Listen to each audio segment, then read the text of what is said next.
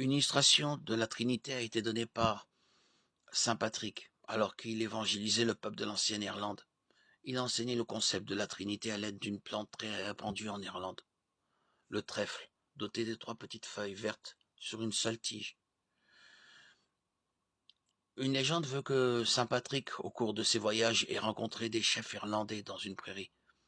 Ces derniers étant perplexes quant à la doctrine de la Trinité, Patrick se pencha pour cueillir un trèfle et dit « Les 3 feuilles ne forment qu'une seule plante, tout comme les 3 personnes de la Trinité ne forment qu'un seul Dieu. » Une autre légende comparable met en scène Patrick, enseignant dans la province de Connaught, où il s'adresse aux filles du roi,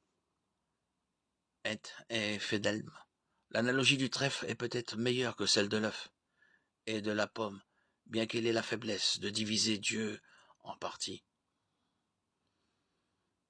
Une autre illustration courante de la Trinité concerne les différents états de la matière, solide, liquide et gazeux. L'eau est généralement utilisée comme exemple car elle existe sous forme solide, la glace, liquide et gazeuse, vapeur d'eau. Quel que soit l'état physique de l'eau, il s'agit toujours d'eau. Sa composition chimique reste la même, H20, qu'il flotte dans l'atmosphère pour créer de l'humidité ou qu'il flotte en morceaux dans votre thé pour le déshumidifier. Le problème de cette illustration est que l'eau liquide, lorsqu'elle gèle, passe de l'état liquide à l'état solide et lorsqu'elle bout, elle passe à l'état de vapeur. Or Dieu ne change pas d'état ou de mode. L'eau liquide peut devenir solide ou gazeuse, mais Dieu le Père ne devient jamais le Fils ou l'Esprit.